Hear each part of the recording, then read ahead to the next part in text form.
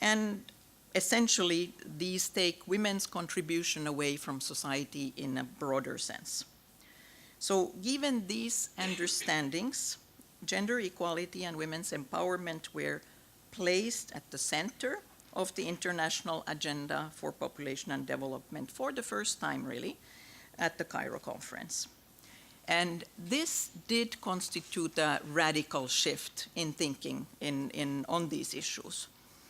It was really a shift of policy from away from sort of the demographic approach, where we were thinking more in terms of numbers, to a more balanced approach to the human being and to individuals and to human rights.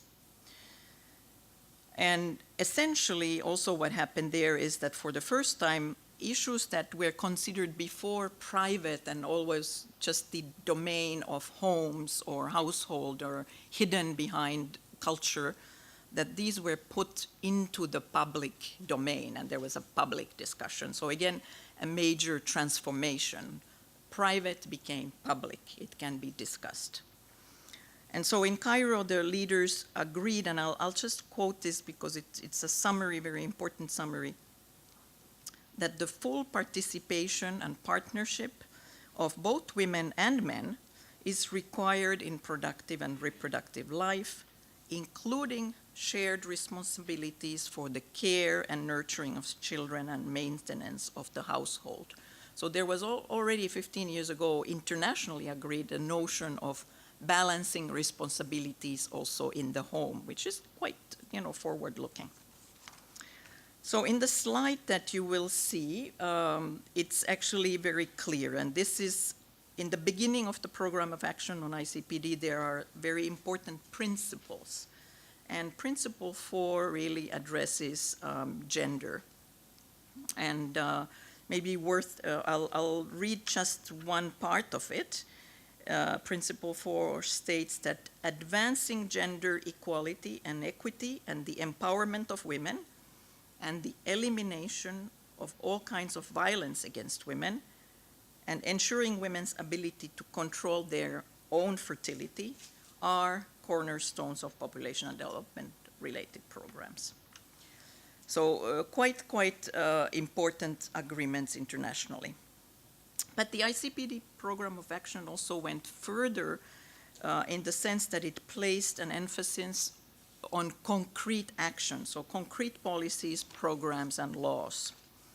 And I'll just mention briefly 4 areas. One was to eliminate discrimination and violence against women. Another one was to improve women's access to secure livelihoods and therefore economic resources. And the third one was in the area of participation in public life, to remove impediments to women's participation in public life. And the last one was this balance of responsibilities in work and family. So again, very comprehensive and forward-looking agenda. And so essentially in articulating this vision and plan of action, the leaders who were gathered there for the first time agreed that every person has the right to sexual and reproductive health. Important, very, very important. And when I was thinking about this lecture, I thought to myself, well, maybe this agenda is not so visionary when we sit here in The Hague and in the Netherlands, or when I think about my own country, Finland, or several other places, even sometimes the United States. But it really was quite revolutionary, so to speak, because all these 179 countries represented all regions, all countries, all kinds of cultures, all religions, all beliefs, and they could finally agree on it. It was not without controversy. Some of you, many of you, might have followed the debate then, and maybe some of you were there. It was very heated. But in the end, what's important is that we did come together and we agreed. And it is an international consensus. So quite an exciting agenda, really. Now, let me just then look with you a little bit at the sexual and reproductive health as it was agreed, and it's contained in this document.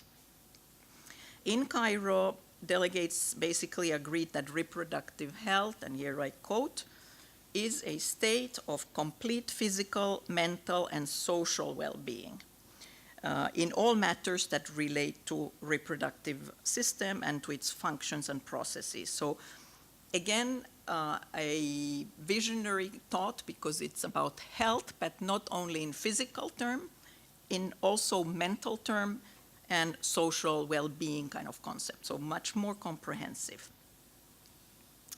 And reproductive health implies then that people are able to have a satisfying and safe sex life, and that they have the capability to reproduce and the freedom to decide if, when, and how often to do so. Very basic principle of human right.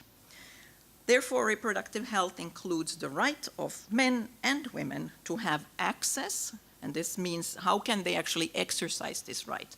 It means have access to methods of family planning of their choice, so there has to be choice, and other methods of fertility regulation which are not against the law. This is the reference to abortion, which was extremely difficult in the negotiations, but it is there. So reproductive health also includes the right of access to appropriate health care that will enable women to go safely through a pregnancy and childbirth, and essentially which will ensure that couples and individuals have a healthy infant. And reproductive health also includes sexual health specifically, and not merely only for counseling and care related to sexually transmitted infections, for example, or the health aspects, but also in order to enhance life and personal relations, says the document. Again, quite forward-looking. So in summary then, delegates in Cairo agreed that every person has the right to attain the highest standard of sexual and reproductive health and to make decisions concerning reproduction free of violence, free of coercion, and free of discrimination. And